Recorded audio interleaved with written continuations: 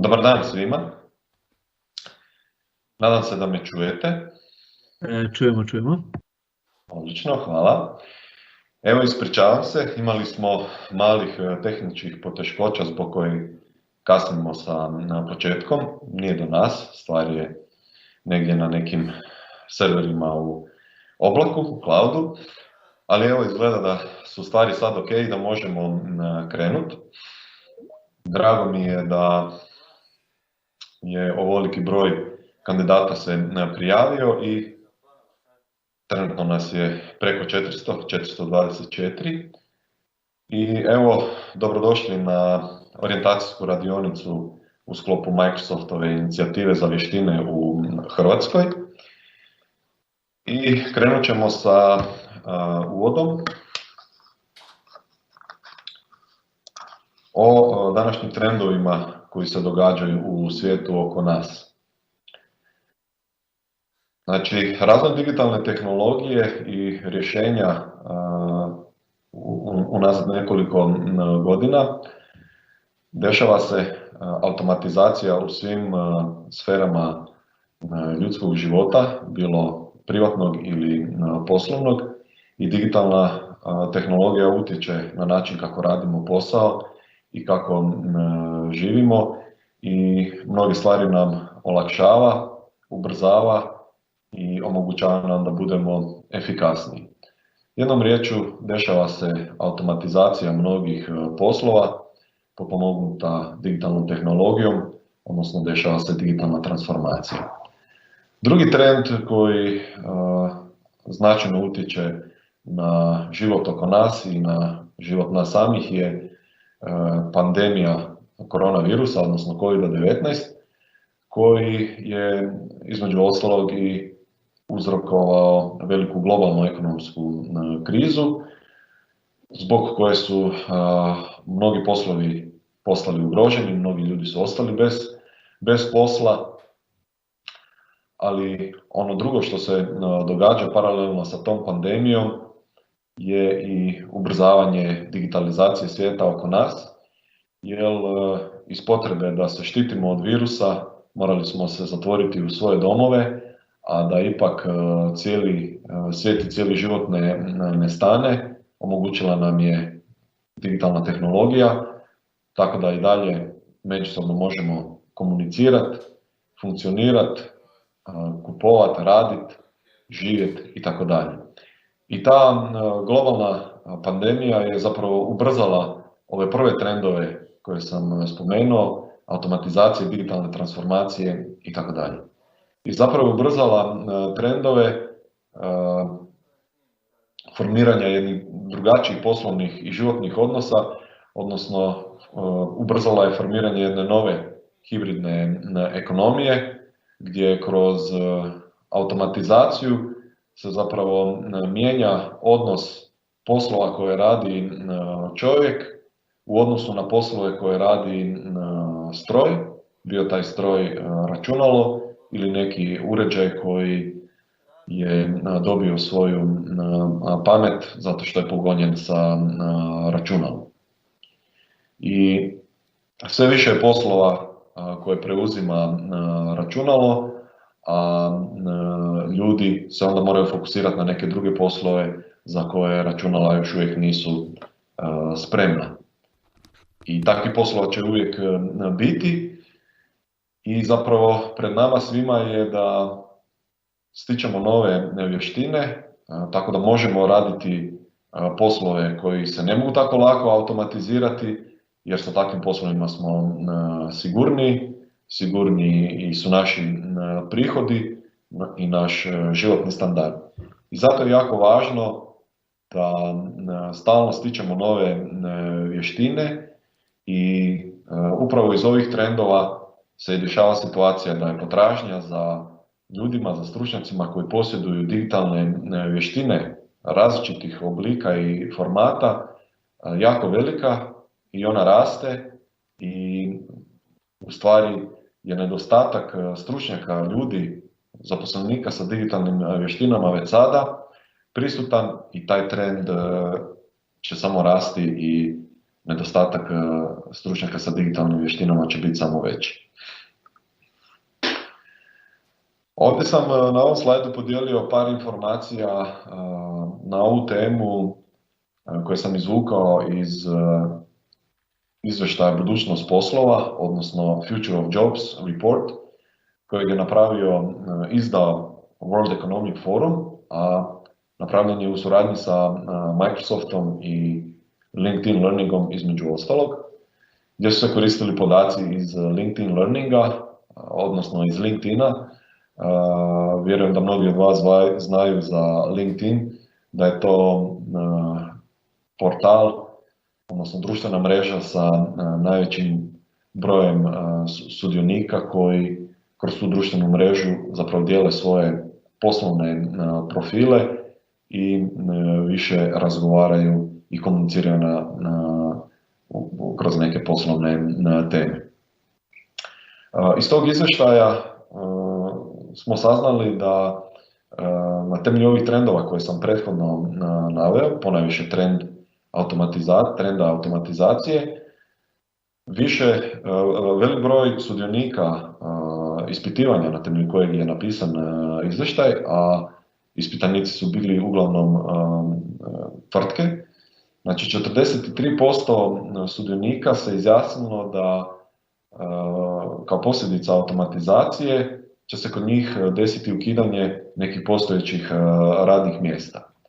S druge strane, 34% sudionika je reklo da kao posljedica automatizacije i primjene digitalne tehnologije će se otvarati kod njih nova radna mjesta koja zahtijevaju digitalne vještine. I jedan i drugi postotak je iznimno velik. No, ajmo vidjeti malo dalje. U istom tom izvještaju je rečeno da zbog ovog trenda do sada je bilo 7,8% udjela novih zanimanja, novih profesija u ukupnom broju zaposlenika. A u idućih 5 godina ovi ispitanici koji su sudjelovali u istraživanju očekuju da će taj postotak rasti na 13,5%. Znači 13,5% ukupnog broja zaposlenika će biti ljudi koji rade u nekim novim profesijama koje nisu postojale prije 10 godina. Te nove profesije uglavnom se temelje na digitalnoj tehnologiji i digitalnim vještinama. Kao posljedica istog tog trenda automatizacije širom svijeta, prema ovom istraživanju, 85 milijuna radnih mjesta će preuzeti strojevi, odnosno računala i strojevi koji imaju ugrađena računala i pamet od računala, bukvalno rečeno. Međutim, ono što je dobro, veći broj novih radnih mjesta, odnosno 97 milijuna novih radnih mjesta globalno, će se otvoriti u novoj podjeli poslova između strojeva i ljudi. Naravno, ti novi poslovi zahtijevaju digitalne vještine i moći će ih raditi samo oni ljudi koji imaju određene digitalne vještine. Da bi se to dogodilo i da bi se mogli novi poslovi popunjavati i da bi opće ovaj novi odnos između podjele poslova između strojeva i ljudi se mogao dogoditi, očekuje se da 50% zaposlenika se trebaju prekvalificirati ili dokvalificirati kroz edukacijske programe koji će trajati minimalno 6 mjeseci. I ovaj trend automatizacije je naročito bio pojačan u zadnje 2 godine i sad s obzirom da je ovaj izvještaj rađen 2020. godine, znači prošle godine, očekujem da je taj trend još dodatno ubrzan sa širenjem globalne pandemije, jer jako puno poslova se dodatno orijentiralo na digitalnu tehnologiju. Tako da trend se samo ubrzava i zapravo svi vi koji ste se danas odlučili uložiti svoje vrijeme i poslušati ovu orijentacijsku radionicu, smatram da ste na dobrom putu, jer s time ste iskazali svoj interes da vidite, saznate nešto novo i vidite gdje su prilike i mogućnosti za vas da steknete digitalne vještine i da napravite novi iskorak u vašim životima, što privatnim, što poslovnim. Nadalje, tehnologije koje spadaju u tu automatizaciju koju cijelo vrijeme spominjem, za koje vjerujem da ste mnoge čuli, su tehnologija računarstva u oblaku ili cloud computing. Pomoću tog cloud computinga, evo i ovo izlaganje danas zapravo radimo, i cjelokupna komunikacija koja se danas jako često događa online, ponajviše i zbog ove pandemije, zapravo bez cloud tehnologija ne bi to mogli. S druge strane, druga tehnologija je Internet of Things ili internet stvari, gdje se radi o velikom broju senzora koji prate različite podatke i skupljaju zapravo različite podatke iz okoliša, od raznih kamera, senzora koji nešto mjere, bilo temperaturu, bilo promet nekakvih vozila i tako dalje. I ti senzori također ne bi mogli funkcionirati bez tehnologije u oblaku. I mnogi drugi povezani pametni uređaji kao što su, ne znam, pametni frižideri, pametne mikrovalne i niz drugih uređaja, da i sad sve ne nabrajam. Svi ti senzori prikupljaju nekakve podatke i na temelju tog velikog broja podataka možemo onda donositi neke dodatne zaključke, nova saznanja, a time se bavi podatkovna znanost. Znači, podatkovna znanost analizira podatke i na ljudima razumljiviji način ljudi, stručnjaci iz podatkovne znanosti nam vizualiziraju, prikazuju te podatke kako bi lakše donosili nekakve zaključke i odluke. Vezano za podatke i podatkovnu znanost, tu je naravno i umjetna inteligencija koja se zapravo temelji na velikoj količini podataka, na temelju kojih onda računalo, stroj donosi nekakve odluke, zaključke i to je ta umjetna inteligencija. O umjetnoj inteligenciji ste čuli kroz samovozeća vozila o kojima se puno priča u zadnje vrijeme, ili pak ste možda susreli na nekim web stranicama da vam se javio chatbot, odnosno chat robot koji odgovara na vaša pitanja kao da je s druge strane neka osoba, a zapravo nije. Radi se o stroju, o računalu koje na temelju niza podataka, pitanja i odgovora koji su zapisani negdje u nekoj bazi odgovara na vaša pitanja, jednako kao što odgovara neka živa osoba.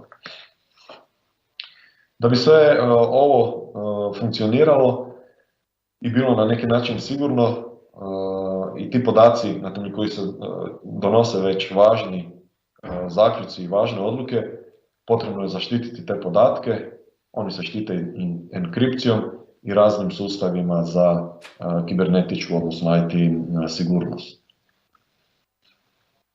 Nadalje, jedna od tehnologija koja postaje sve prisutna i također se očekuje još veća poslovna primjena je 3D i 4D modeliranje i printanje. Svi vjerujem da ste čuli već za 3D printere koji nam danas omogućavaju velike promjene u raznim proizvodnim procesima i mogućnost da se na sasvim drugačije načine izrađuju određeni dijelovi, a svi ti dijelovi koji se printaju se naravno moraju i modelirati.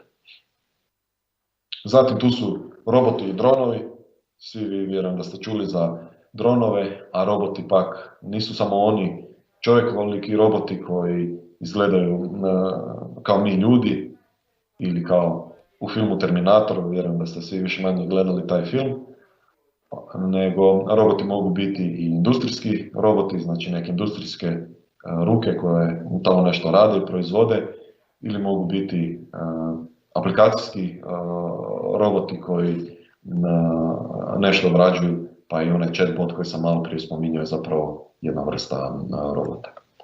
Blockchain tehnologija, za nju vjerujem da isto ste čuli, radi se o tehnologiji koja stoji iza kriptovaluta, međutim ta tehnologija također ima svoju moguću primjenu u nizu drugih područja i sektora, neka možda još nisu, neke primjene nisu još ni otkrivene, niti smo ih svjesni, ali Radi se o jednoj revolucionarnoj tehnologiji koja će zasigurno obilježiti naš život koji dolazi već sutra. Da sve ove tehnologije i sve ove promjene nisu tamo negdje u nekom svijetu daleko od nas, potvrđuju i događanja u zadnjih godinu dana i kod nas u Hrvatskoj, gdje smo svjedočili velikim uspjesima nekih naših firmi koje rade u digitalnom području, koje su bile prepoznate od drugih velikih svjetskih igrača ili investitora ili su dobile investicije ili su čak prodane. Među njima je Infobip, Nanobit, Rimac automobili, siguran sam da ste čuli za neke od njih. Sve te hrvatske tvrtke koriste jedan dio od ovih tehnologija i vrlo su u tome uspješni. Ja sad vidim prezentaciju tehnologije koje nadiru bla bla bla, nešto. Da. Ok. Što stoju? Da se to sve skupa događa u Hrvatskoj, pokazao je i Microsoft u svom istraživanju koje je napravio u sklopu ove globalne inicijative, kroz koje je Microsoft pokušao za svaku zemlju predvidjeti koliko digitalnih stručnjaka će u narednom razdoblju od 5 godina do 2025. godine određena zemlja imati kapaciteta zaposliti ukoliko će se svi ovi prepoznati trendovi događati u gospodarstvu te zemlje. Pa tako je moguće pogledati i to predviđanje za Hrvatsku, za koju Microsoft predviđa da do 2025. godine uz postojećih oko 50.000 radnih mjesta u hrvatskom gospodarstvu koja zahtijevaju digitalne vještine, hrvatsko gospodarstvo ima kapacitet otvoriti dodatnih 127.000 radnih mjesta sa ljudima, stručnjacima koji posjeduju određenu razinu digitalnih vještina i zapravo su na neki način tehnološki stručnjaci. Tako da, s ovime sam vam htio reći da sve ove informacije nije tamo negdje daleko u nekim dalekim zemljama, nego to su trendovi koji se događaju i kod nas u Hrvatskoj i prilike koje su prisutne i ovdje, da sa sticanjem novih digitalnih vještina i vi krenete jednom novom karijerom koja zasigurno ima blistavu budućnost. Moje ime je Tomislav Dominković, evo dao sam vam malo poduži uvod, predsjednik sam uprave Algebra grupe i evo ja ću danas voditi ovu orijentacijsku radionicu. Uz ovaj uvod daću vam par osnovnih informacija o cjelokupnoj ovoj Microsoft inicijativi za vještine, o kojoj ste već vjerujem ponešto čitali, ako ne drugdje onda na našim web stranicama, pa ću vam prezentirati koje su lokalne mogućnosti iz ove inicijative. Zatim ću zamoliti kolegicu Anju da vam malo prezentira o važnim parametrima samostalnog učenja. Zatim ćemo opustiti jedan kratak filmić sa porukama od mentora koji će vam biti podrška na vašem putu stjecanja digitalnih vještina i na kraju će vas kolega Dominik malo upoznati sa okolinom za učenje, sa resursima, materijalima koji su vam dostupni kroz Microsoftovu globalnu inicijativu i dodatnom podrškom koju pruža Algebra u Hrvatskoj. Pa evo, što se tiče globalne kampanje, Microsoft ju je pokrenuo u lipnju prošle godine na globalnoj razini, motiviran sa velikim ekonomskim promjenama koje su se događale uslijed COVID-19 pandemije. Kada je već velik broj ljudi ostao bez posla, Microsoft je zaključio da je to na neki način njihov poziv njima da se uključe i pruže ruku svima onima koji su bili zateknuti i ugroženi sa ovom pandemijom ili su se tako osjećali, da krenu jednim novim putem, steknu dodatne vještine i osiguraju si svjetliju budućnost. Microsoftu je bio cilj da pomogne minimalno 25 milijuna ljudi globalno da steknu nove digitalne vještine koje su tražene ne samo u COVID gospodarstvu, nego u tom digitalnom gospodarstvu koje je dodatno ubrzano pojavom COVID-a. Taj cilj je, rekao bi, već ostvaren, ali naravno Microsoft ne staje, nego je produžio kampanju da su svi resursi dostupni do kraja ove kalendarske godine, odnosno do 31.12. A vidjet ćemo možda i produžiti. Što se tiče lokalne kampanje, znači Algebra je prepoznala vrijednost ove kampanje i u suradnji sa Microsoftom globalno i lokalnim Microsoft uredom smo se odlučili uključiti i dodatno promovirati mogućnosti koje su prisutne u sklopu globalne inicijative u Hrvatskoj. Tako da smo napravili lokaliziranu web stranicu na kojoj vjerujem da ste svi već bili, jer ste se prijavili i na ovaj događaj i morali ste se prijaviti preko ove stranice. I tu ste mogli pročitati već neke informacije o globalnoj kampanji i tu ste se mogli upoznati sa mogućnostima koje vam se nude kroz ovu inicijativu.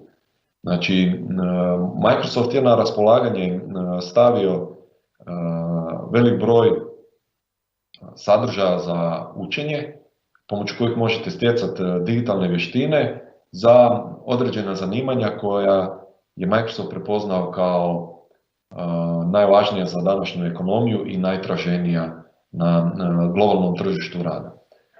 Mi iz Algebre smo se pokušali malo više fokusirati i odabrali smo manji broj tih zanimanja, odnosno planova učenja koje smo odlučili podržati, ponuditi vam da stičete digitalne vještine i radite to učenje uz podršku naših mentora.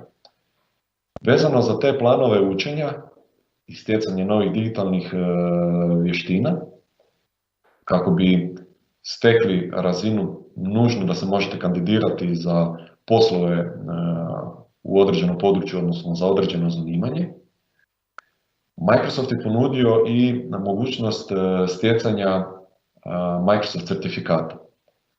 Certifikati su važni zato što s njima potvrđujete i dokazujete trećoj osobi da posjedujete određena znanja i vještine, a naročito u ovoj situaciji kada vjerojatno ćete tek steći određena znanja i nećete kod prve prilike da nudite svoja znanja nekom poslodavcu, nećete imati neko veliko iskustvo, ako i ikakvo, pomoć kojeg ćete moći potvrditi to vaše znanje i vještine i dokazati.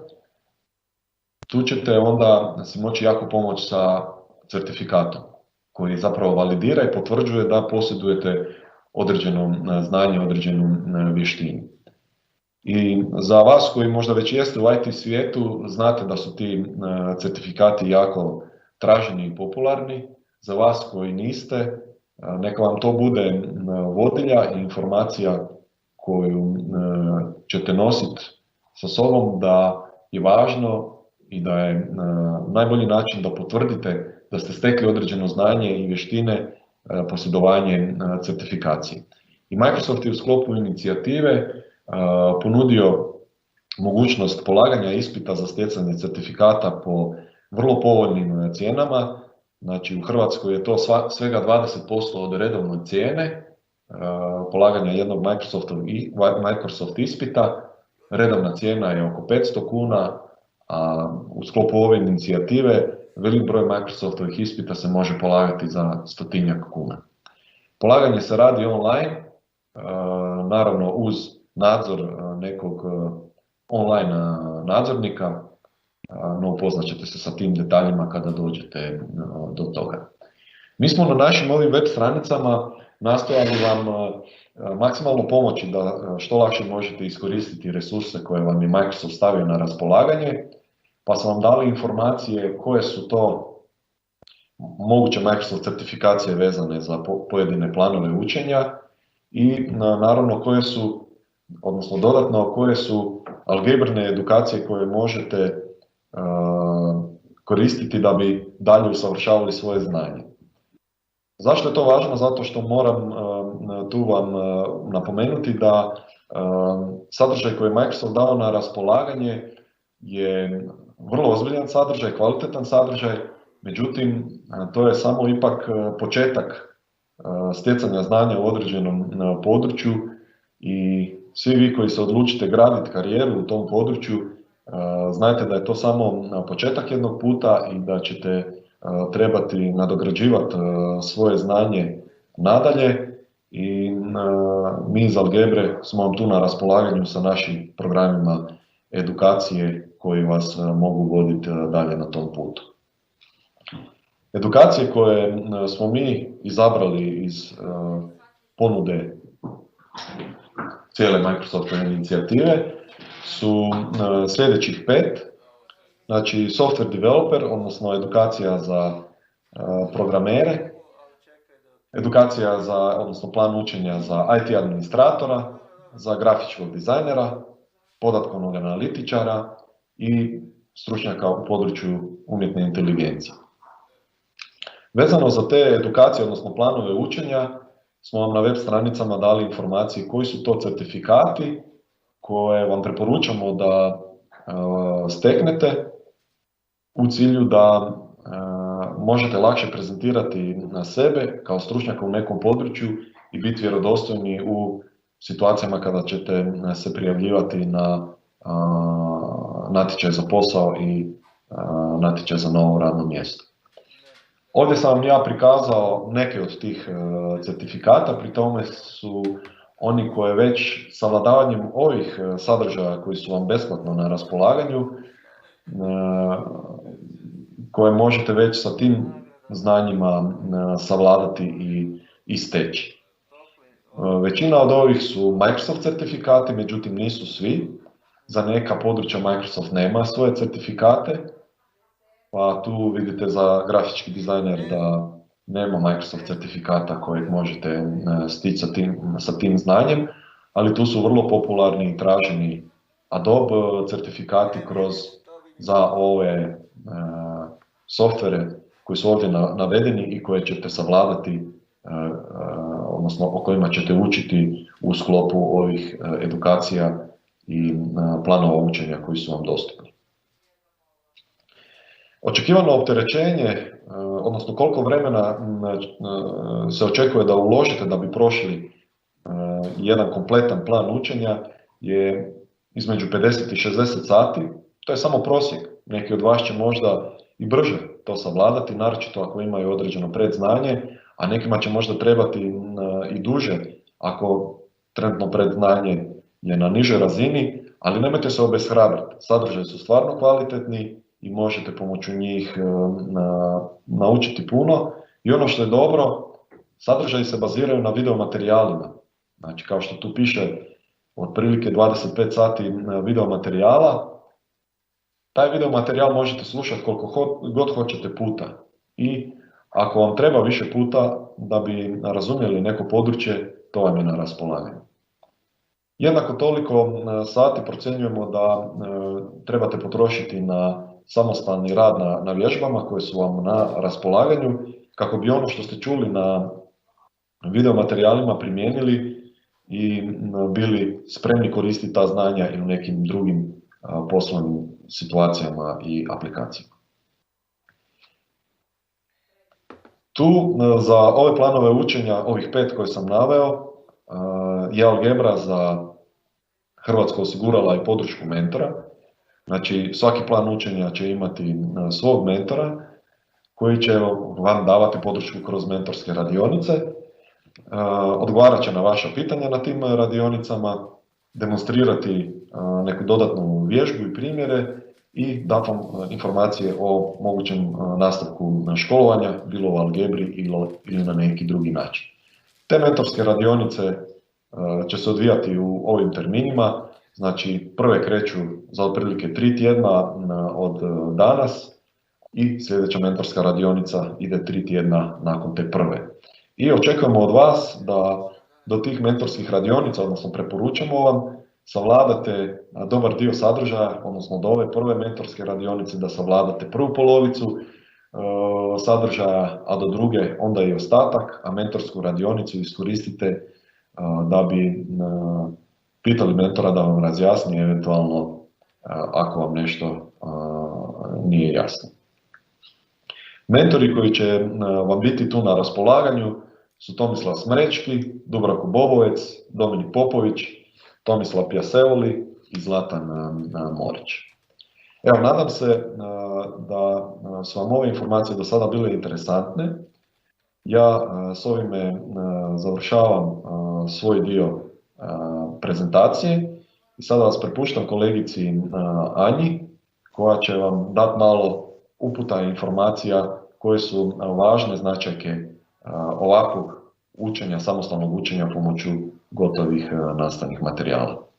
Pa evo Anja, molim te da preuzmeš, ja ću se odspojiti, odnosno završit ću dijeljenje svog ekrana, pa onda ti možeš podijeliti svoju prezentaciju. Hvala Tomislave. Evo sad ću ja podijeliti svoju, samo da... Da.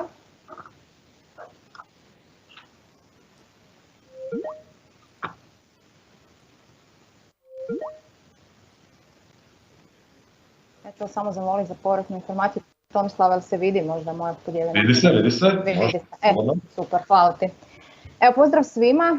Drago mi je zapravo da vas vidim ovdje u tolikom broju. Vidim da smo i dalje pri visokoj brojci.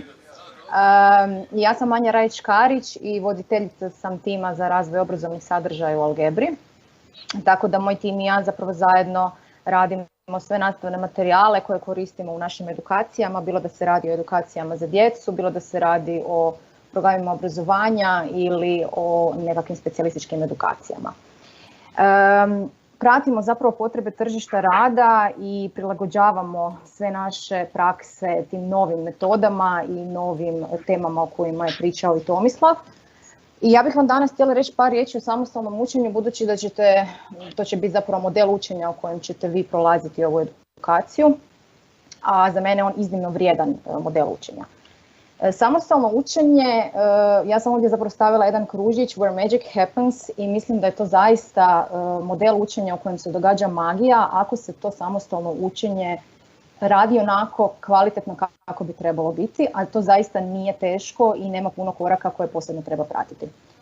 Prednosti samostalnog učenja su činjenica da vi možete samostalno odabrati dinamiku, tempo i raspored. Svi mi smo u poslovnim nekakvim radnim odnosima, imamo obitelj, imamo život, imamo obaveze, imamo i vrijeme kojim se želimo posvetiti privatno, tako da svaka edukacija i svakakav nekakav dodatni termin koji ubacujemo u naš dnevni ritam može nam zapravo dosta promijeniti tempo. I prednost samostalnog učenja je da vi možete odabrati kada vi to želite raditi. Takvo učenje donosi magiju zato što vi birate tempo učenja kada vama najbolje odgovara, kada vi najviše možete primiti te informacije i iz njih izvući maksimum. Tomislav je spomenuo da ćete imati video materijale i da ćete moći te materijale slušati više puta i to je baš ona prednost što se uvijek možete vratiti na te materijale i ponoviti ako nešto nije bilo jasno. E sad, samostalno učenje razlikuje se od učenja koje smo mi svi do sada prošli. Svi smo završili školu i prošli smo ono formalno učenje osnovne i srednje škole gdje smo zapravo bili motivirani ocjenama. U školi smo učili za 5, 4, 3 i svima su nam te ocjene bila određena motivacija. To je bio jedan vanjski faktor, vanjska motivacija jer smo znali da ako dobro naučimo, ako dobro nešto isprezentiramo, bit ćemo nagrađeni tom ocjenom. U samostalnom učenju ocjene nema. Znači postoji nekakav cilj, nekakav fokus koji mi sebi dajemo, ali ocjena takvog tipa, nekakvog formalnog, baš i nema. Stoga motivaciju dijelimo zapravo na 2 vrste motivacije, unutarnju i vanjsku. Ako pričamo o ocjenama, ne doživljavamo svi isto motivaciju i ne doživljavamo svi isto nekakvo nagrađivanje. Nekima od nas ocjena 4 bila je motivator, nekima nije bila motivator. Isto je sa ocjenom 3, nekoga je motivirala, nekoga nije motivirala.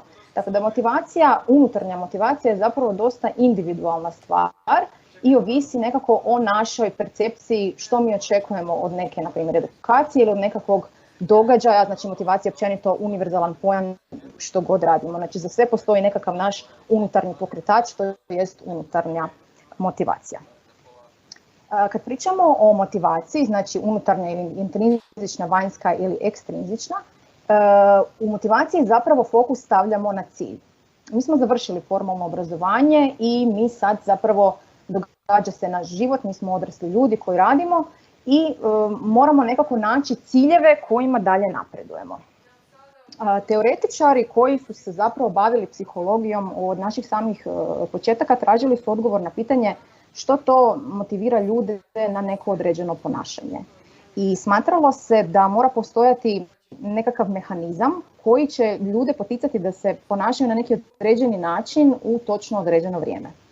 I tako je nastala ova piramida s kojom vjerujem da ste svi upoznati, to je Maslowova hijerarhija potreba koju smo i u školi radili, koja zapravo detektira određene potrebe po, ajmo reći, nekakvom rangiranju po njihovoj bitnosti.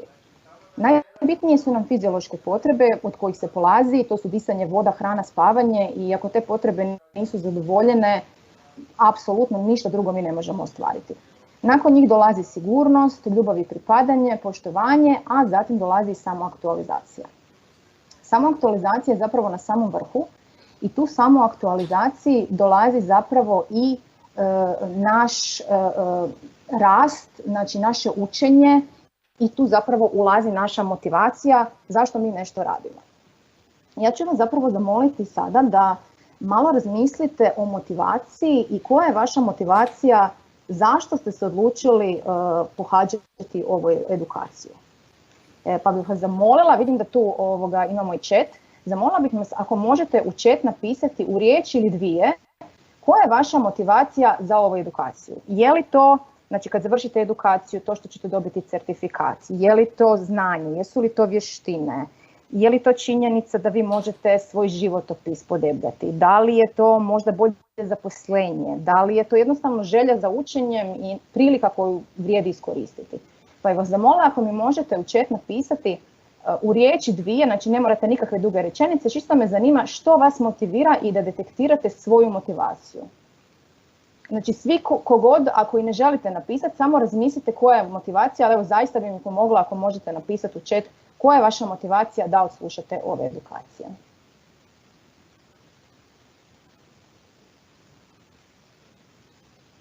Ok, evo ga, tu mi dolaze neke poruke, certifikat, želje za učenjem, ok.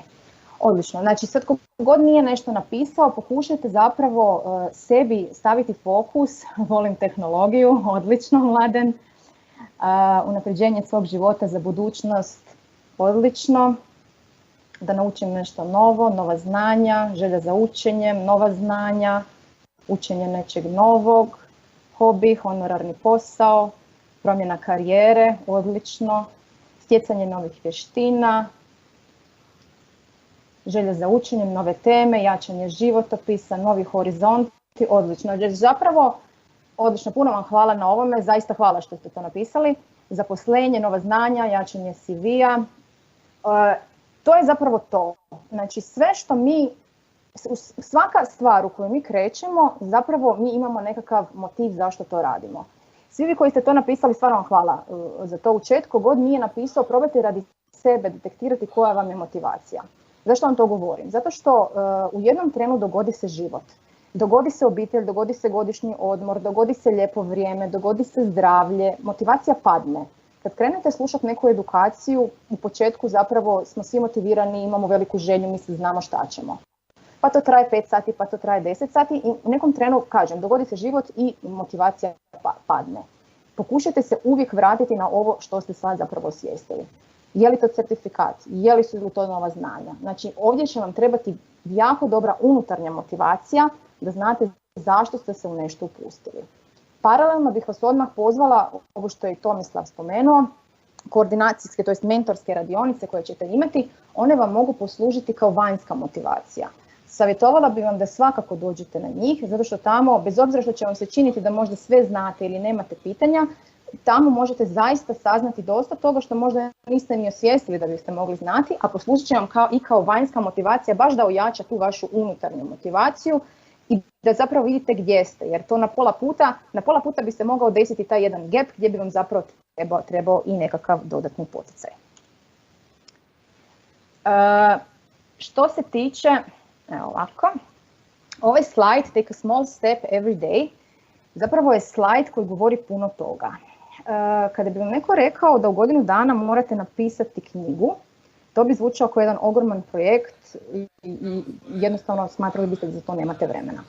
Sad zamislite da svaki dan odvojite sat vremena i napišete jednu stranicu knjige. U godinu dana vi ćete imati 365 stranica knjige.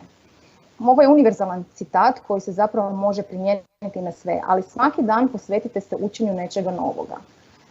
Vjerujem da će biti teško organizirati vrijeme da učite baš svaki dan, ali pokušajte si rasporediti kako ćete učiti, da li će to biti vikend ili hoće li to biti svaki dan da uzmete komad edukacije i pogledate dio videa. Tu bih vam spomenula i time management koji mislim da zapravo svi koristimo jer ne bismo inače mogli funkcionirati, ne bismo mogli uskladiti niti poslovni ni privatni život.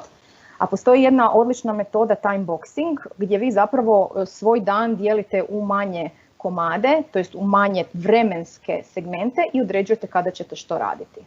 Pa tako kad ćete se posvetiti ovoj edukaciji, nakon što malo ta motivacija splasne, uvijek se vratite na ovaj time management. Prva stvar, postavite si cilj. Vi ste sad postavili cilj. Svi koji ste u chat napisali motivaciju, to je vaš cilj. Zaposlenje, jačanje životopisa, nove vještine, to je vaš cilj, vaša motivacija. Kad ste detektirali svoj cilj, odredite prioritete. Prioriteti će vam se vjerojatno tijekom edukacije mijenjati. Kako će se događati život, tako će se mijenjati prioritete. Nekad će biti prioritet, vani je lijepo vrijeme, idem popiti kavu, trebao bih odraditi edukaciju. Neće biti vanjskih faktora koji će vas tjerati. Neće biti petice, moram sutra naučiti za test da ja to prođem. Znači morat ćete odrediti prioritete. Gledajte na to kao na jedan kraći period u kojem ćete vi zapravo posvetiti se toj edukaciji, kako god vi odredite, ali napravite ju svojim prioritetom da zaista dođete do tog svog cilja koji ste si postavili. Definirajte vrijeme unaprijed. Znači to je nekako sve povezano. Fokusirajte se na jednu stvar. Ovaj time management i ovi kružići su univerzalni, oni vrijede za sve, ali ja sam ih ovdje konstruirala zapravo u kontekstu učenja. Zašto fokusiraj se na jednu stvar? Nećete imati dovoljno vremena da paralelno i učite i pišete i rješavate stvari sa strane. Često se dogodi da ljudi koji upišu online edukaciju, slušaju online edukaciju, iza ekrana su, ne vide se kamerom i onda rade nekakve druge popratne aktivnosti po kući i to jednostavno vrlo teško funkcionira. Fokusirajte se na jednu stvar i puno će vam manje vremena trebati da tu stvar zaista odradite onako pošteno i kvalitetno, neće vam toliko vremena oduzeti. Obavezno radite pauze. Ako ste odlučili da vikendom radite ove edukacije i da ste uzeli recimo veći komad da ćete se 4 sata posvetiti tim videima, svejedno napravite pauzu i tu pauzu pametno iskoristite da napunite baterije da možete nastaviti dalje. Nakon toga uvijek fokus vraćate na motivaciju, znači morat ćete sami sebe motivirati. Kad smo rekli ova 4. točka, fokusiraj se na jednu stvar, tu bi spomenula i multitasking. Meni je bilo vrlo teško prihvatiti da multitasking ne postoji, ali zaista multitasking ne postoji. Postoji nešto što se zove task switching. Task switching je kad vi skačete sa zadatka na zadatak i imate dojam da odjednom rješavate puno stvari, ali zapravo ne rješavate jer ne možete se ni jednoj stvari potpuno posvetiti. Tako da zapravo vi kad imate edukaciju, fokusirajte se na tu jednu stvar, fokusirajte se na tu edukaciju, dobit ćete puno više i kad završite s njom, fokusirajte se na drugu stvar i posvetite se njoj, puno ćete kvalitetnije i puno ćete brže odraditi i jednu i drugu. Ima jedna odlična poslovica, što čujem to zaboravim, što vidim to zapamtim i što učinim to shvatim. Mogu reći da ovo što učinim to shvatim, to je nešto čime se moj tim i ja vodimo kad izrađujemo edukacije. Zato što je praksa apsolutno najbolji način učenja. U ovoj piramidi možete vidjeti na koje načine sve možemo učiti. To je piramida učenja Edgara Dela, čitanje, slušanje, gledanje slika. Znači samo si možete prezentirati kako smo učili u školi i kako učimo sada kada smo odrasli, gdje možda ipak malo više imamo nekakve simulacije stvarnog iskustva i praktičnog iskustva. Ako pogledamo ovu piramidu, s desne strane slajda vidjet ćete zanimljive podatke. Nakon 2 tjedna sjetit ćemo se samo 10% onoga što pročitamo i samo 20% onoga što čujemo, ali 90% onoga što osobno isprobamo. Vi ćete samostalnim učenjem na ovoj edukaciji samostalno, osobno isprobati materijale. Vi ćete gledati videi će vas voditi dalje na nekakve druge zadatke.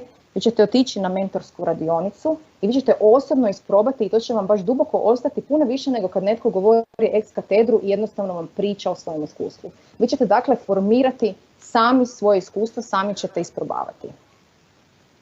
Referirala bi se također i na cjeloživotno obrazovanje, zato što mislim da je ono iznimno bitno u vremenima u kojima živimo. I mislim da smo zaista svi odgovorni za svoj osobni rast, za razvoj novih kompetencija i novih znanja, pogotovo u kontekstu digitalizacije koje je spomenuo i Tomislav, koje se u zadnjih godinu dana iznimno promijenilo. Osvijestila se potreba za online edukacijama pa i za ovakvim samostalnim učenjem. Fokus na polaznika je uvijek bio velik kao i metodički pristup, ali zaista sada sa takvim digitalizacijom oni su se još i više povećali.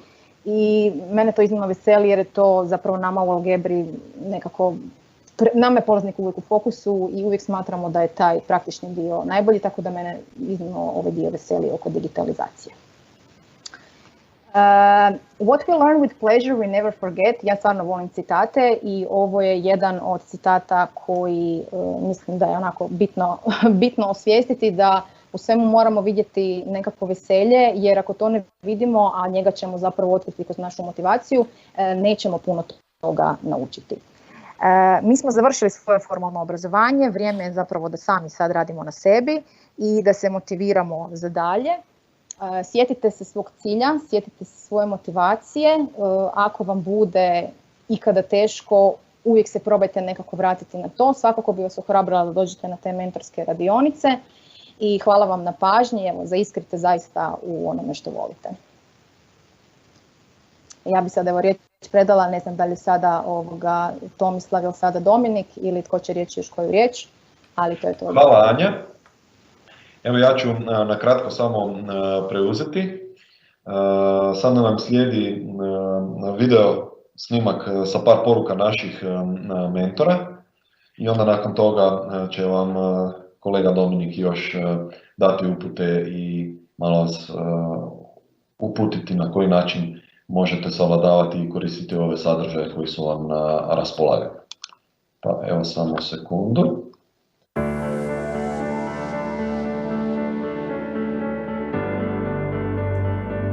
Pozdrav, ja sam Dubravko Bobovec, predavač Cisco Akademije, programa Sistemski mrežni administrator te Microsoft Akademije.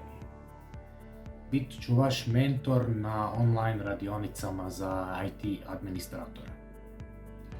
Malo o tom IT administratoru. Kad pogledate današnji suvremeni svijet, on bez IT-a postaje gotovo pa nemoguć. Mi smo ti koji mu dajemo život. Mreža, cloud, administracija i projektiranje sustava su naši svakodnevni zadaci. I vjerujte mi, to je zabavan posao. Pratite razvoj novih tehnologija. Osmišljavate rješenja za krajnje korisnike. Dijagnosticirate sustave i brinete se o njihovoj sigurnosti. Učite i razvijate se svakodnevno. Od helpdeska, preko održavanja sustava, dijagnostike problema, projektiranja računalnih mreža, osmišljavanje sigurnosti računalnih sustava. Administratori su potrebni svugdje. Mada vam je predznanje rada računalnih sustava poželjno, možete krenuti u taj svijet i samo sa osnovama poznavanja rada na računalu. Volim spomenuti svojim polaznicima primjer jednog polaznika sa Cisco Akademije koji je iz svijeta financija krenuo u svijet mrežnih paketa.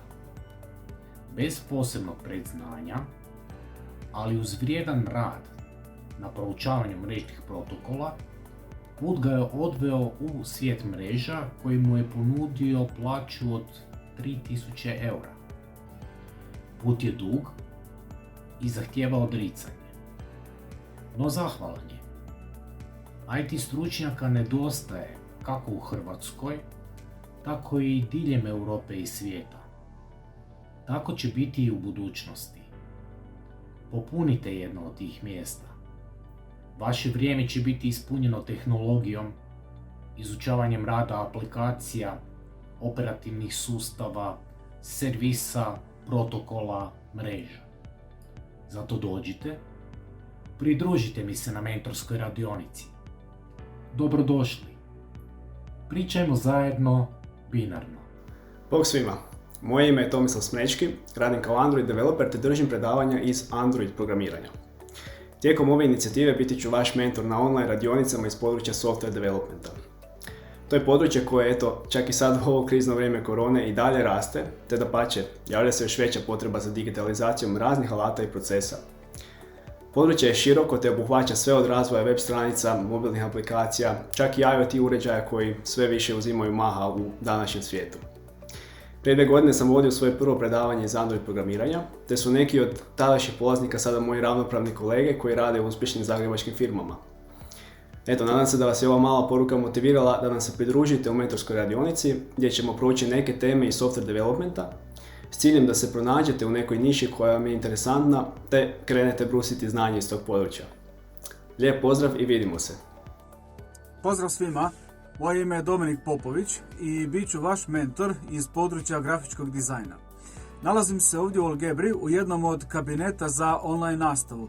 Evo malo da vidite kako to izgleda. Evo ga, to je naš kabinet i pokušat ću odgovoriti na neka pitanja koja će vas zanimati iz područja grafičkog dizajna i kako će funkcionirati, odnosno što ćemo sve ponuditi u ovim našim radionicama. Postoje mnoge vještine koje mogu pomoći u razvoju vaše karijere u grafičkom dizajnu. Svaka veća tvrtka želi imati in-house dizajnera koji će pratiti njihov brand, raditi razne vizualizacije za njihove društvene mreže, raditi marketinške materijale ili prezentacije. Tvrtka koja ima odjel marketinga vrlo vjerojatno treba i grafičkog dizajnera. Posao je moguće dobiti u marketinškim agencijama koje svojim klijentima nude punu uslugu, od dizajna do marketinga. Trenutno je u Hrvatskoj popularna i gaming industrija koja uvijek traži kvalitetne ilustratore, talentirane koloriste koji mogu raditi i za vanjske tvrtke. Zašto ne bi uz računalo i tablet radili na primjer na Marvelovim stripovima i ne bi bili jedini u Hrvatskoj koji to rade. Što sve grafički dizajner može raditi? Pa od osnovnih branding materijala kao što je izrada logotipa, brandiranje pa do grafičkih standarda za cijelu tvrtku. Dizajn marketing materijala kao što su posjetnica, letak, brošura, jelovnik, cjenici, katalog proizvoda, razni plakati za evente ili izložbe, časopisi, knjige, dizajn vizuala za objepljivanje izloga ili za wrapping automobila, digitalni materijali kao što su web baneri ili cover slike za društvene mreže, za Twitter, za Facebook ili YouTube, infografike, ilustracije, dizajn majica ili dizajn ilustracija koje će ići na nekakve promotivne poklone kao što su šalice, kape ili čestitke ili na primjer zahvalnice. Isto tako, dosta je sada popularno user interface design, odnosno UI design, koji se koristi za dizajn različitih mobilnih aplikacija. Je li ovakav tečaj dovoljan? Naravno da uz izbrošene vještine nakon edukacije moguće je konkurirati za poslove u agencijama koje trebaju zaposlenike, a koji znaju koristiti Illustrator, Photoshop ili InDesign. Ova 3 programa su jedna dosta slični drugim popularnim alatima za koje će vam tada trebati puno manje vremena da ih savladate, kao što je Figma, Adobe XD ili Sketch. Od nekoliko polaznika koje sam imao u grupama, jedan je trenutno dizajner u agenciji Five, za koju ste nedavno mogli čuti kao jednu od naših najperspektivnijih digitalnih agencija.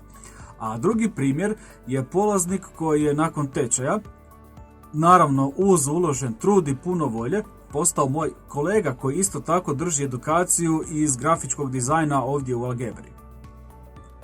Zbog toga želim vas pozvati da mi se pridružite na mentorskoj radionici koja će biti zanimljiva, opuštena, prepuna korisnih savjeta koje mogu pomoći u početku, to jest u odabiru ili danjem radu u ovom modernom i kreativnom polju. Vidimo se! Tehnologija je promijenila način na koji živimo.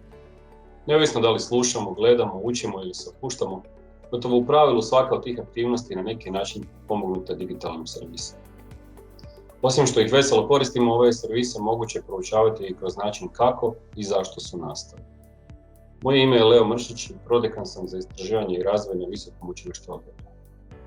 Posljednjih nekoliko godina dio sam tima znanstvenika koji osmišljava, kreira i uvodi najrazličitija rješenja bazirana na podacima, strojnom i dubokom učenju te umjetnoj inteligenciji.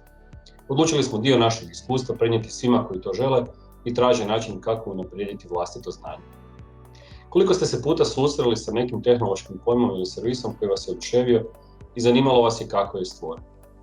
Poželjeli ste sami pokušati razviti nešto slično, ali niste uspjeli pronaći razumljive materijale za učenje ili vam je mentor bio nedostupan. Pridružite nam se na programu posvećenom umjetnoj inteligenciji i kroz mentorstvo iskusnog tima na trenutak napustite dobro vam poznati svijet promatrača i korisnika i uživite se u ulogu praktičara. Praktičara koji će učenjem elemenata umjetne inteligencije i načina kako upravljati znanjem i podacima razumjeti kako rade kompleksna rješenja te već tijekom programa izraditi vlastito rješenje koristeći najmodernije alate i pristupe. Pridružite nam se i naučite što je Python, kako rade kognitivni servisi, te od kojih se elemenata sastoji podatkovno jezero u oblaku. Umjetna inteligencija je jedno od područja u koje će se u narednim godinama snažno ulagati. Pridružite nam se na tom putu već danas. Dobar dan, moje ime je Tomislav Pijezevali, a moja specijalnost analiza podataka. Tijekom proteklih 20 godina dizajnirao sam i održavao analitičke sustave za razne domaće i strane tvrtke, optimizirao ih i nadograđivao novim mogućnostima i usput prenosio stečeno znanje u vidu predavanja na konferencijama, pisanja stručnih knjiga i objave članaka u časopisima. Tijekom ove inicijative bit ću vaš mentor na online radionicama iz područja Data Analyst. Data Analyst je uloga koju najčešće viđamo u odjelu controllinga, IT-a, financija, ali isto tako i komercijale i drugdje. Tvrtke, pojedinci i uređaji generiraju podatke, no sami podaci malo toga govore. Podatke je potrebno provjeriti, pročistiti, transformirati, prilagoditi, strukturirati, istaknuti bitno, na koristan i zanimljiv način vizualizirati, te eventualno postići neku interaktivnost ako se radi o takvom tipu izvještavanja.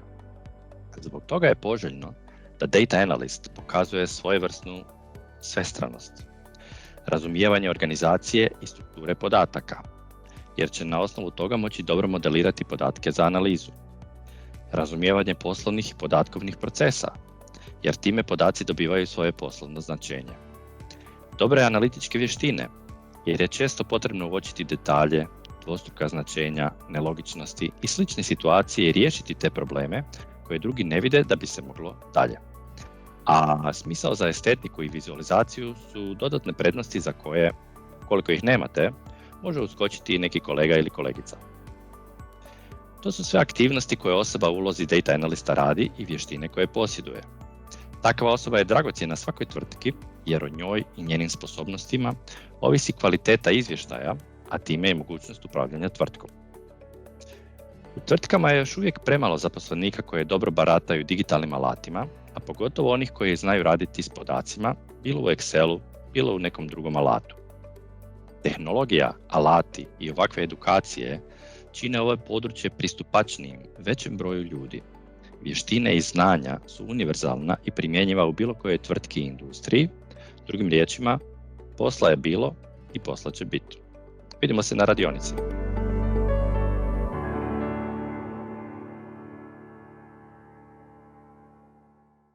Video će biti dostupan i na samim stranicama preko linka, pa ćete moći samostalno pogledati naknadno ove videe u početku ako su vam baš ti bili interesantni od drugih mentora koji su vam se obratili. A sada bi onda zamolio kolegu Dominika, koji evo već spreman čeka u našem online kabinetu, da vam pokaže i uputi vas na koji način ćete koristiti sadržaje koji su vam besplatno dostupni za učenje u svakom od ovih pojedinih planova učenja. Pa evo, Dominik, molim te, izvoli i preuzmi. Hvala. Evo, nadam se da me čujete. Ja ću probati nešto podijeliti, da vidimo ovako. Trebalo bi biti na ekranu vidljiva ova Microsoft Global Skilling Initiative. Znači, nadam se da vidite ovu stranicu. Tu je u stvari početak. Dakle, tu ste vi došli na stranicu, pozvali smo vas i ispunili ste prijavnicu. I kad ste ispunili prijavnicu za ovaj naš event, ono što treba je odabrati za koji dio ovih radionica ste vi zainteresirani.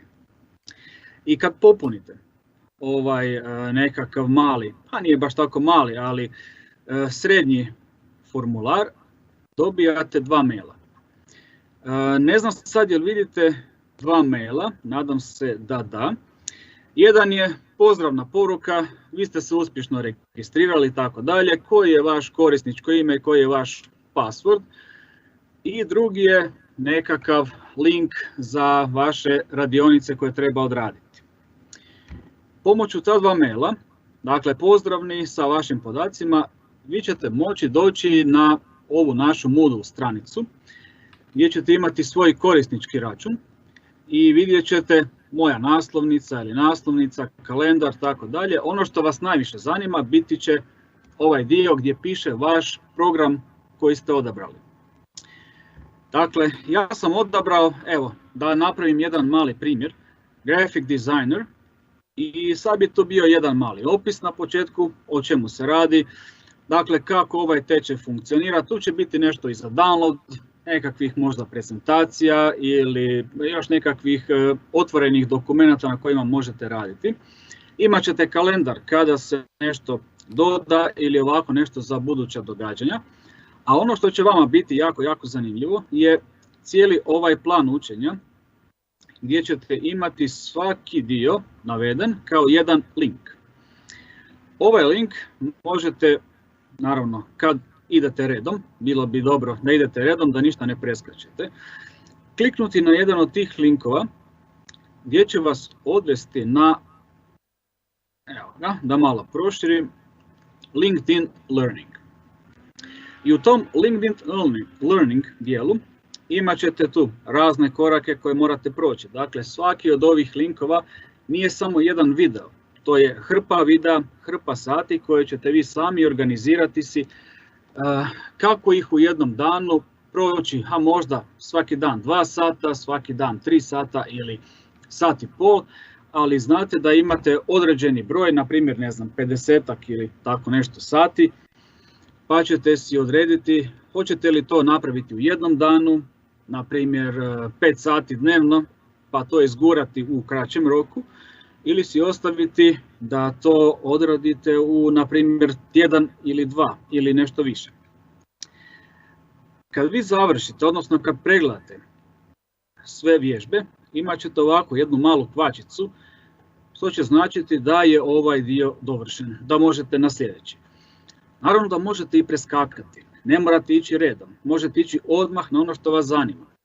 Ali ovo je osmišljeno tako da vam radi jedan mali uvod, what is graphic design, pa onda malo o teoriji boja, pa tek onda dolazimo do nekih alata. I sad vidite, ja vam tu pokazujem ovaj dio za grafički dizajn, zato što ću ja taj dio voditi. Ja ću biti vaš mentor za one koji su odabrali grafički dizajn. A oni koji su odabrali nešto drugo što vode kolege, oni će imati možda više ili manje ovih ovdje linkova. Sad ovisno o tome koliko su toga odabrali. Mislim da se čak može odabrati da vas zanima sve, pa proširiti vaše znanje što više. Ono što sam još čitao malo u ovim komentarima, dakle kad vas je kolegica Anja pozvala da putem četa pokažete što ste htjeli u stvari vi naučiti. Samo malo da to probam nekako smanjiti. Jel se to vidi? Dakle, u chatu ono što sam si zapisao, da je svima motivacija bila znanje. Dakle, znanje vam je bilo nešto što vas je najviše motiviralo. Bilo bi zgodno da je neko čak napisao da mu je motivacija ne samo znanje, nego inat. Dakle, da osim znanja može se nekako osloboditi. Koliko sam vidio u chatu je bilo i htio bi novi posao, htjela bi promijeniti karijeru i tako dalje. Tako da to sve možemo svesti pod ovaj dio. Dakle, vama treba više znanja, a ovo vam je idealna prilika da to znanje proširite i to jako, jako brzo. Zato što su dosta dobro organizirane sve vježbe i svih ovih naših dijelova. I ono što vam mogu ponuditi je da još malo to vaše znanje izbrusimo. Dakle, ovaj dio ćete na početku sami morati malo odraditi, a onda bi se mi vidjeli na nekim našim tim zajedničkim mentorskim radionicama, pa bi malo prokomentirali ko je što napravio, kako napraviti nešto bolje, kako napraviti drugačije i onda bi mogli sami još odabrati i neku dodatnu edukaciju ovdje u Algebri. E sad, još nešto što sam vidio u chatu i što sam čuo od kolegice, dakle ovaj dio motivacija i organizacija, to vam je ispričala lijepo ovaj dio koji i ja bi volio da sam to imao prije, tako nekakvo mali input, da se znam organizirati, a da ne radim 10 stvari odjednom. Tako da ovaj dio vam je odlična priprema kako se sami organizirati, samo motivirati na ovakvu jednu edukaciju. Ono što bi još htio vam reći je, kad smo imali radionice u učionicama, puno polaznika je reklo, ok, imali smo 10 dana smo radili, ja sam njima nešto pokazivao ili drugi kolege bi im nešto pokazivali, oni bi to pratili. I dosta njih je reklo, najviše smo naučili kad smo dobili zadatke. Znači, kad ste nam zadali zadatak i mi smo to morali sami. Nismo mogli gledati ili na projektor ili na ekran što vi radite, nego morali smo to sve odraditi sami. To su oni postoci, to su one poruke koje vam je kolegica govorila. Što vidim, zaboravim i tako dalje, kako ono išlo, ali ono što napravite sami, to će vam i ostati. I čak je i jedan dio navela, onaj dio o izradi knjige u godinu dana. To je super primjer. Dakle, nakon završetka neke edukacije, puno vas će htjeti napraviti portfolio, tako da ga možete slati uz vaš CV i reći evo pogledajte što ja sve znam napraviti. Ne govorim sad samo o grafičkom dizajnu, nego o bilo čemu drugome. I često puta meni kažu polaznici, pa niko me nije tražio da napravim logo, niko me nije tražio da nešto nacrtam, pa ja eto nemam portfolio. Ne mora vas niko tražiti, ne mora taj dio biti plaćen. Dakle, vi morate samo nekako krenuti, morate nekome pokazati, vidiš, ja znam napraviti jednu stvar, drugu, treću, četvrtu, petu, nešto jednostavno, znam napraviti set ikonica za neku aplikaciju, pa onda to proširite, pa znate napraviti i knjigu i časopis sa nekim vašim izmišljenim tekstom, sa izmišljenim slikama i to može biti jedan dobar portfolio. Ali naravno, svaki dan napravite jednu malu sitnicu. I vidjet ćete da za mjesec dana naravno imate već 30 ikonica, 30 različitih logotipa od kojih odaberete 2-3 koja su najbolja, ali to je više nego prvi ili drugi dan, a zamislite tek nakon godinu dana što sve možete još imati. Ono što bi ja sad još htio pokazati, nadam se da i taj dio vidite. Dakle, u ovom dijelu kad odaberemo neku od neki od koraka edukacije. Ja sam odabrao, na primjer, InDesign 2021. Essential Training ili Photoshop 2021. verzija Essential Training i tako dalje. Pa kad se otvori i taj dio, tu će biti ponovo hrpa koraka koje treba napraviti. Dakle, evo da krenemo od početka. Imamo nekakav uvod, pa kako otvarati dokumente, kako raditi navigaciju i tako dalje i tako dalje. I negdje među svim tim, dakle, ovako samo da prihvatim ove kolačiće, dakle, među svim ovim koracima, kad završite, biti će negdje i download ovih vježbi. Pa kad preuzmete vježbe, kada ih downloadate, samo da vidim jel se taj dio i dalje ovdje vidi. Evo, to će doći kao nekakav zip dokument, unutar kojeg će vam biti exercise files. I biti će files, odnosno primjeri za svaki korak, odnosno za svaki video koji vam je omogućio LinkedIn Learning i ovaj cijeli koncept. Vi ćete imati i početak i kraj, tako da znate koje su, na primjer, fotke s kojima morate početi raditi i koji je nekakav cilj koji vi trebate završiti. I vi ćete pomoću tog nekog videa u stvari vidjeti što je ovaj mentor, gdje su vježbe snimljene, što je on napravio. Vi probajte napraviti nešto drugačije. Probajte to poslati, pa da zajedno iskomentiramo. I što još reći osim ovoga tog tehničkog dijela, dakle kad prođete sve, kad budete imali riješene vježbe, kad ćete vi to riješiti, to ćete si malo sami odabrati nekakav svoje slobodno vrijeme ili odabrati vrijeme samo za edukaciju. Vidjet ćete ima li još nekih certifikata koje možete stjecati. A na našim edukacijama možete dobiti certifikat Adobe Certified ACA je accomplishment, ja mislim, za Photoshop, Illustrator i InDesign. Taj dio ćete morati odraditi kod nas, dakle edukaciju, i na kraju edukacije dobijete još i taj certifikat. Sad, gdje je taj certifikat dobar? Je li vam on koristi? Naravno. Zato što je taj certifikat od Adobe, on je međunarodni. Znači, kad vi položite našu edukaciju, to vam vrijedi bilo gdje. Jer znati koristiti Photoshop ili znati koristiti data analyzing ili znati koristiti što god će biti od ovih edukacija, što će moji kolege isto tako raditi, to vrijedi bilo gdje. Dakle, slobodni ste tražiti posao u Hrvatskoj, slobodno se možete prijaviti i na neki vanjski natječaj. Dakle, nije samo da će biti evo ovdje za vas, pa nakon toga ne znam, idem tražiti još nešto. Ovo je međunarodni certifikat. Ako bude trebalo i jedan level više, dakle malo ići u nekakve stručnije dijelove, postoji i Adobe Certified Expert za Photoshop, Illustrator i InDesign, onda ste dokazali da još bolje radite u tim alatima, tako da će vam to još više pomoći u ovim vaših par motiva kao što su bili znanje, novac, jel tako, promjena karijere, ne znam što je još bilo četvrto, peto, ali svi ste radili svi ste pisali vrlo slične komentare. Evo, od mene je to sve.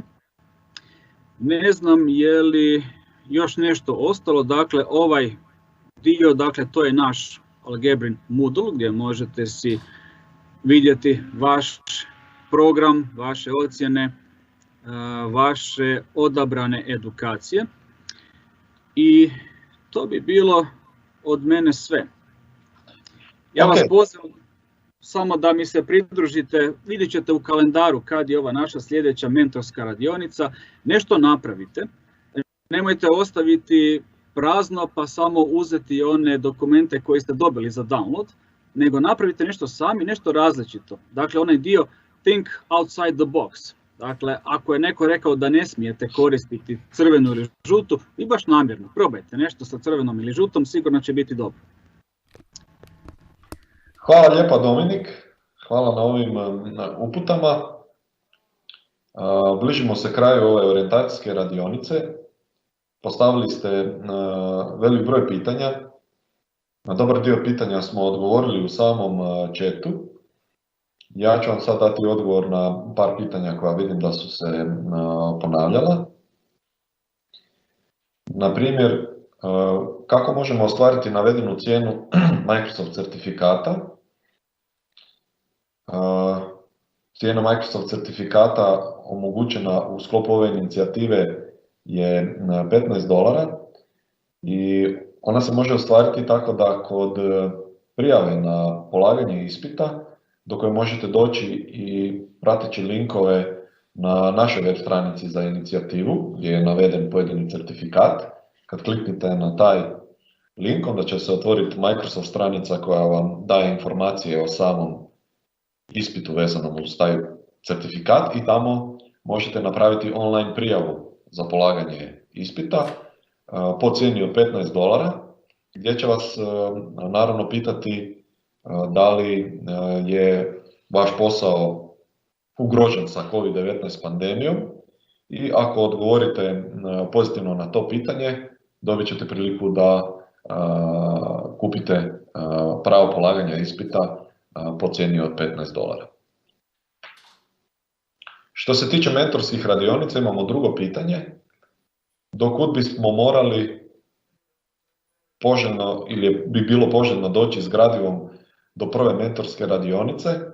Znači, poželjno je da prođete barem nekakvih 30%, ako ne i pola sadržaja do prve, pa do druge mentorske radionice drugu polovicu, tako da mentorsku radionicu onda iskoristite eventualno za neka dodatna pitanja i pojašnjenja koja ćete moći tražiti od samih mentora.